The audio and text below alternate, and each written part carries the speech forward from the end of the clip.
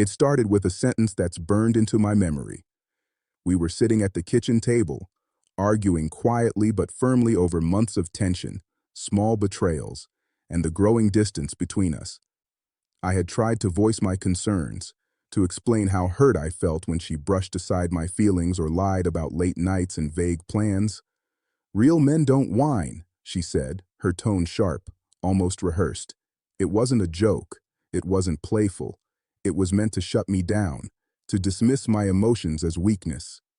I stared at her, stunned, for a long moment, before the weight of her words sank in. For months, I had noticed the distance. The subtle flinches when I asked about her day, the late-night texts she answered with a nervous smile, the sudden enthusiasm for old friends she hadn't mentioned before. I had tried to ignore it, tried to convince myself it was paranoia, that love sometimes meant patience. But the sentence she had just delivered made everything painfully clear. My feelings didn't matter. I didn't matter. A week later, the confirmation arrived. She announced, almost cheerfully, that she was taking a vacation. "Alone," she said. But her excitement, her lightness, the way she avoided my eyes, betrayed her true intentions. I didn't need to ask who she was going with. It was obvious. Her ex, the one she had never stopped talking about, the one she had laughed about endlessly in memories and stories, was going with her. The day she left, I didn't shout. I didn't beg. I didn't try to stop her. I watched her pack her bags, her excitement palpable, as if leaving was a reward for her courage, not the culmination of years of betrayal. I felt something I hadn't expected. Calm.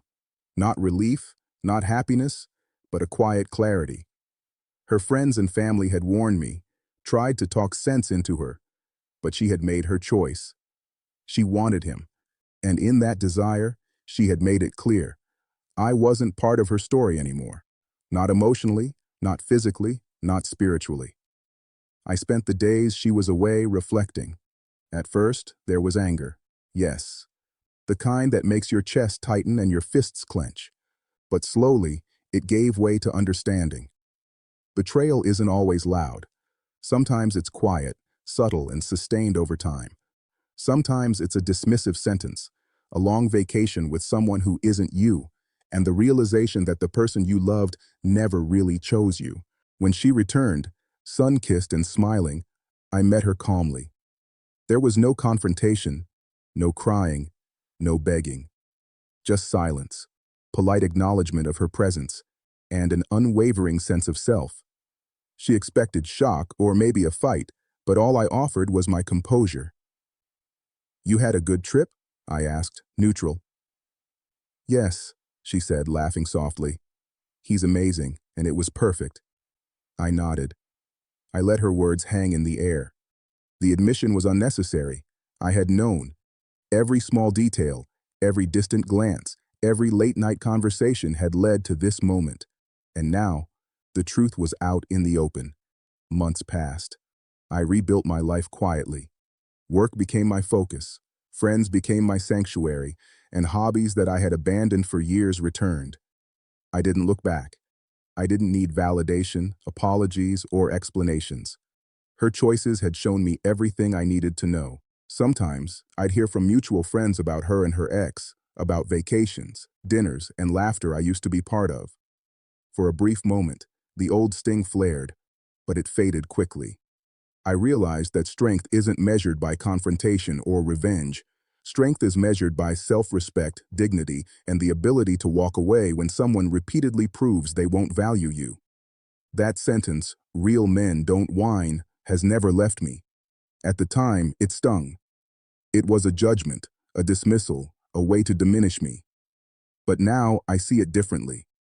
It was a catalyst, a moment of clarity. It pushed me to recognize that her world, her choices, and her affections had long since left me behind. And in recognizing that, I found freedom. Betrayal is a bitter teacher. It forces you to see what's truly important, to understand the limits of patience and trust, and to accept that some people will never choose you no matter how much you give. But betrayal also teaches something else: the value of calm, quiet strength. the kind that doesn't shout, doesn't plead, and doesn't beg for attention. She left with her ex, as expected, but I didn't lose anything. I gained clarity, dignity, and the beginning of a life not tethered to someone else's selfish desires. That vacation, her choice, and her dismissive words all became milestones in my journey away from betrayal and toward self-respect. Looking back, I realized that leaving isn't always dramatic. Sometimes it's quiet, sometimes it's internal, unnoticed, and profoundly effective. And sometimes, the most powerful response to betrayal isn't anger. It's walking away, calmly, with your head held high and letting the person reveal themselves through their own actions. Years later, I still think of that sentence. I still remember the calm clarity that came the moment she left. I don't regret walking away. I don't regret valuing myself. And I've learned that no one has the right to dismiss your feelings, your dignity, or your life. Betrayal might sting, but strength and freedom are far more enduring.